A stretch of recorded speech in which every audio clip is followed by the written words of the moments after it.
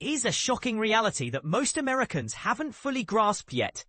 The economic system that defined the United States for decades is being systematically dismantled right before our eyes. And Donald Trump is wielding the sledgehammer.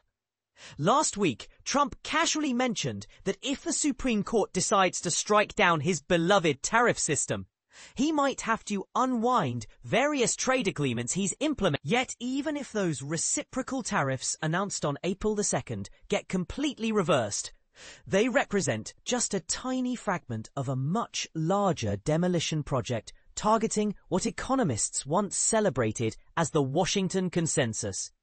Consider the breadth of Trump's recent economic meddling, and ask yourself if this feels like the free market capitalism America supposedly champions. He's seized a 10% government ownership stake in Intel, a major US technology corporation. He's demanding that Nvidia hand over 15% of their revenue from the purge extends beyond monetary policy. Trump removed the head of the Bureau of Labor Statistics after a series of disappointing employment reports painted an unflattering picture of the job market. Jennifer Abruzzo, who led the National Labor Relations Board, also found herself terminated. And this is the part most people miss. The technology billionaires supporting Trump absolutely despise the NLRB because it consistently upholds workers' rights, forcing companies like Amazon to hold unionization votes at their warehouses. Trump's methodology presents a fascinating paradox that defies easy categorization. His approach appears both methodically calculated in its mission to destroy established norms and completely chaotic in its execution. Corporate America, the political implications create strange bedfellows that should make everyone question their assumptions. Progressive Senator Bernie Sanders actually praised Trump's decision to take a government stake in Intel in exchange for federal grants.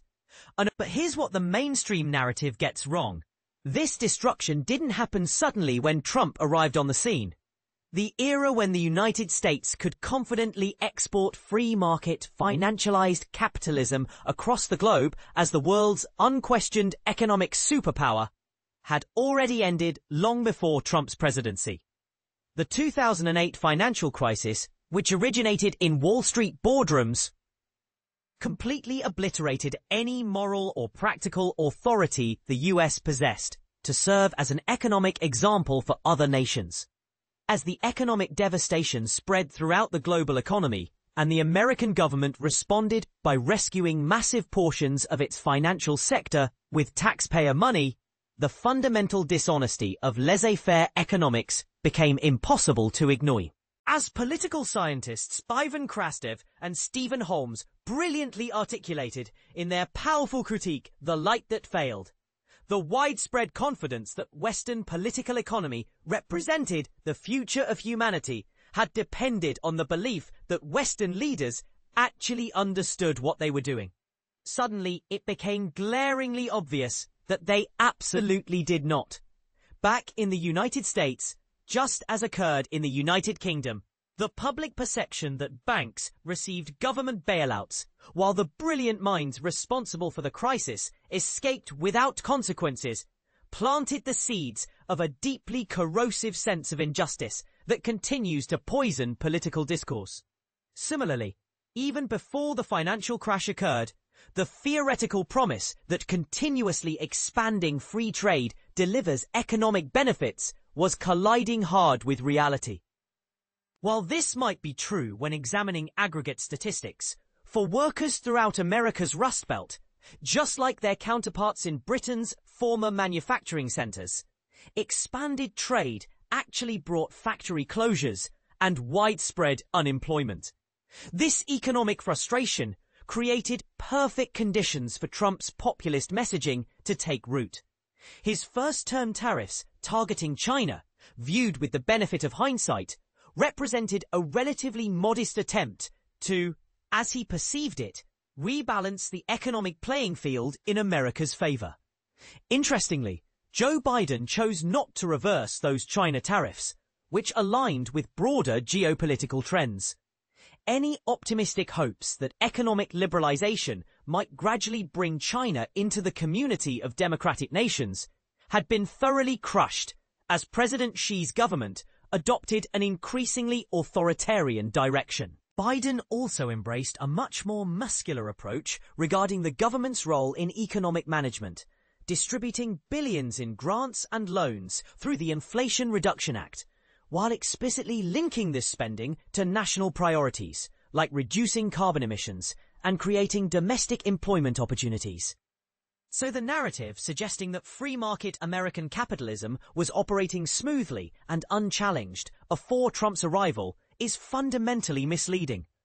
However, the speed at which he continues to demolish the remaining established norms is absolutely extraordinary and unprecedented.